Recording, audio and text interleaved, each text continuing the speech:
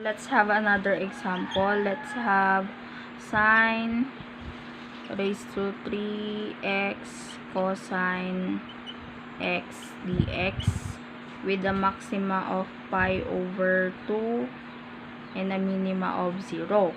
So we are going to let u be equal to sine x. Okay? And du be equal to cosine x dx. Okay? So if we are going to find for your dx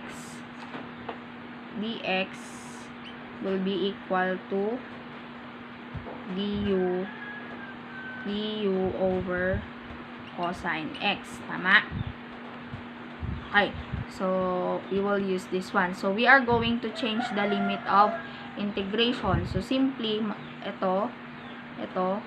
So if x is equal to pi over 2, ayan, u is equal to sine 0, which is equal to 0. Tama?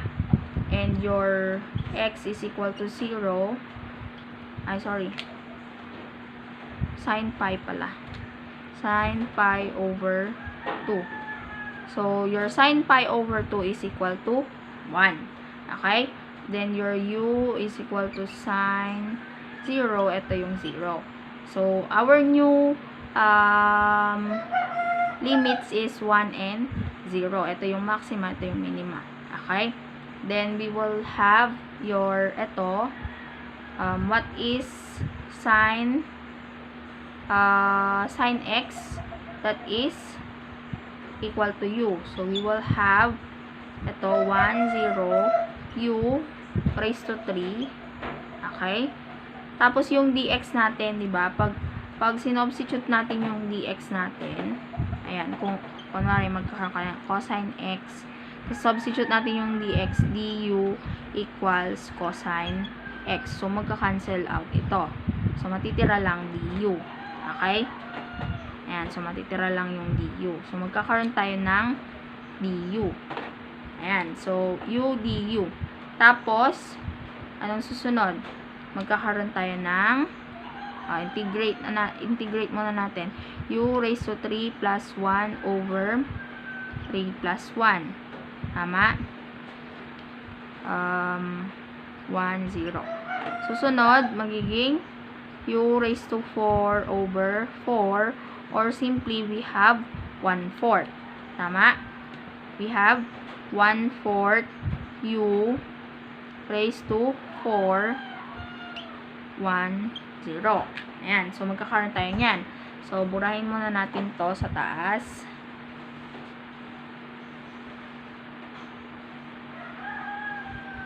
Rewrite natin si 1/4 u raised to 4 upper limit of 1 and lower limit of 0. So, ang gagawin natin, simple lang. Kakaroon lang tayo ng 1/4 times 1 raised to 4 minus 1/4 times 0 raised to 4. So, simply, kung 0 na yan, kung 0, ibig sabihin, wala na yan. Tama? Kasi 0, yung any number multiplied by 0 will be equal to 0. So, basically, our answer is equal to 1/4. Kasi any number raised to a number is equal to, if 1 is raised to any number, it should be always equal to 1. So, ang sagot is 1/4. Okay, so paano natin malalaman kung kailangan nating mag-change ng limits? Kapag nag-let u ka na, pag gumamit ka na ng let u, automatically, mag-change ka na ng limit by simply substituting your original limits to the value of your u. Okay? So, let's have another example. Same lang nung kanina, pi over 2 and 0. So, we'll have 1 plus cosine 2 theta, cosine 2 theta, sine 2 theta, d theta. Okay, so this is our problem, or this is our function. Now, we will let u be equal to ito, 1 plus cosine 2x. Okay? Palitan natin yung theta ng x. Okay? Palitan natin yung theta ng ating x. Okay? So, what will be the derivative of this? What is the derivative of this? Magkakaroon tayo ng negative 1/2. Kasi diba, anong cosine? Anong derivative ng cosine? Negative. Tama?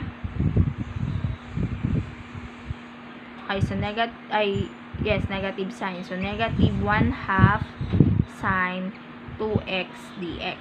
Okay? Ayan. Then, we will change the value or the limits. So, gagamitin natin to u.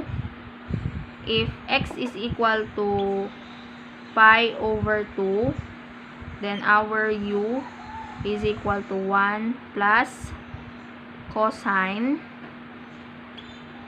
2 times pi over 2. Then, it will be equal to 1 plus cosine, ito cancel, pi. So, this is also equal to 0. Okay? 1 plus cosine pi, that is equal to 0. How about x equals 0? So, yan. U equals 1 plus cosine 2 times 0. Then, 1 plus cosine 0, 1 plus cosine 0 is equal to 2. Okay, so bago nating limit ay 2 and, or we will have 0 and 2. Okay, kasi ito yung upper limit, ito upper limit, kasi ito yung lower limit. So, magiging 0 and 2. Okay? So, i-rewrite muna natin bago natin burahin. So, your cosine, ito, is u. Tama? Ayan. So, 2, 0. Ito, u. Tama ba? U. Ay, square root of u pala. Ayan.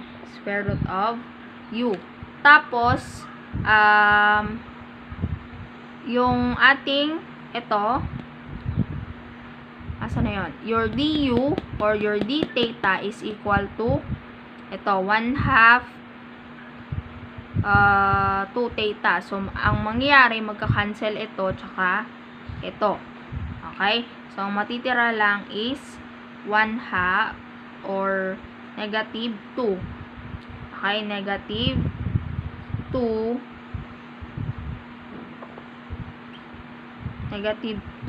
du. Tama?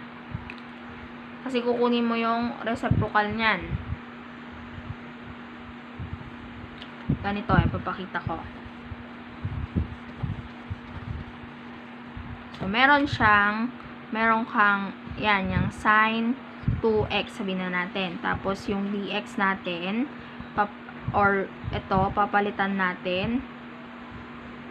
Your dx, papalitan natin ng, pag dinivide mo, magre-reciprocal, magiging negative 2 sine 2x. Okay? So, mabubura yan. Ayan, negative 2 du. So, mabubura, ay makancel yon, ang matitira lang 2 du. So, we already have this one. Ito yung gagamitin natin. Okay? Ito yung gagamitin natin. Burahin muna natin to. So, we will rewrite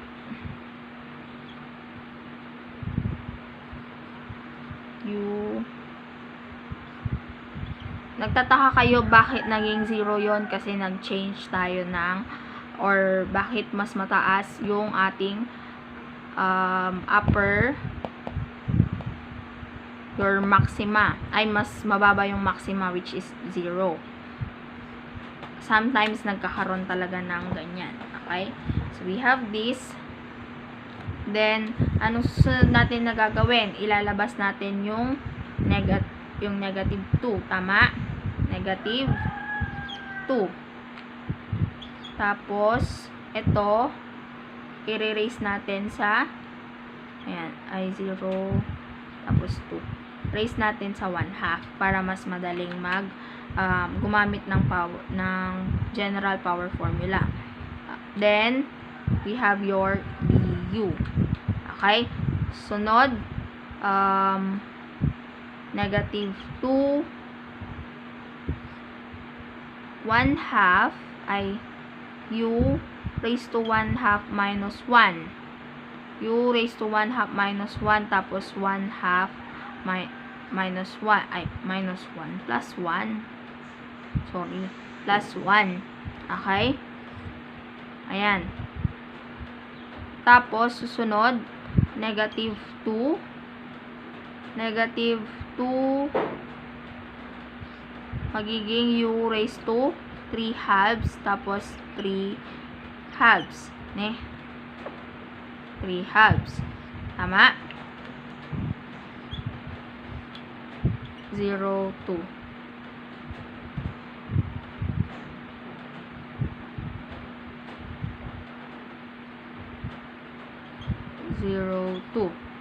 Okay. So, yan. So, negative ito. So, ibig sabihin, gagamitin natin yung property number 1. Wherein, pagbabalik-tarin natin yung property number 1, ito, b a f of x dx is equal to negative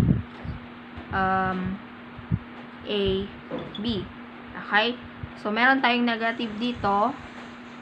So, gagamitin natin, pagbabalik-tarin natin yung ating, ito. So, ngayon, pag pinagbaliktad natin yan, mangyayari, imumultiply natin to by negative plus ito. So, magiging positive 2. Okay? Tapos, babaliktarin natin yon, magiging, sorry, ito, magiging 2/3 u 3/2. Okay, tapos, magiging 2, 0. Okay, nakukuha, magiging 2, 0 siya. Okay, gagamitin natin to, fx dx. Ayan. Ginamit natin yung property number 1 natin. Okay, so from this, ito, i-rewrite ulit natin dun sa taas.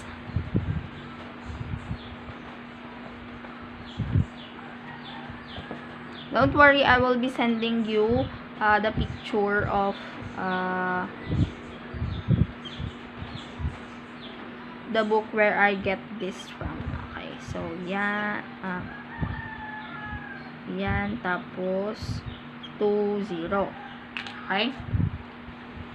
So, 2 times 2/3 will be equal to 4/3. Then, u raised to 3/2. Ayan, tapos 2, 0. And, gagawin natin na susunod, 4/3. Gamitin natin yung 2 raised to 3/2 minus 4/3. Gamitin natin yung 0 raised to 3/2. Okay, so basically 0 na ito. So, ibig sabihin, mawawala na ito. So, ito, dito na lang tayo mag-focus.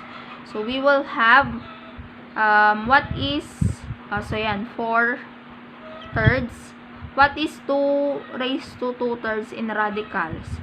So, magkakaroon tayo ng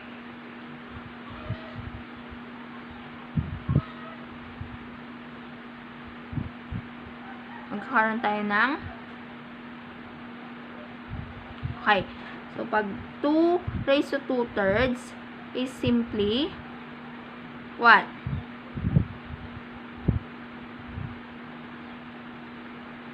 Simply we have your 2/3, 2 halves.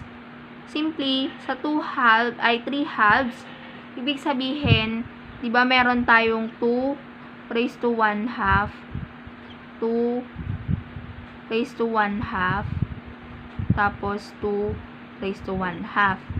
Tama? Meron tayong tatlong 2 na naka-raise sa 1 half. Okay? So, pag pinag-add natin to, magiging equal siya sa 1. Tama? So, simply, we will have 2 raised to 1 times 2 raised to 1 half. Tama? 2 times, so, basically, this is equal to 2. Tama? So, magkakaroon tayo ng 4 times 2 is 8/3. Tapos, ito, i-transform natin into radicals, that is square root of 2. So, ito na yung ating sagot, or you can have decimals. Okay? So, that's all for today's lesson. I hope that you will understand our lesson for today. If you have questions, you may ask me, and of course, I will be sending this to our GC. Okay? That's all. Thank you.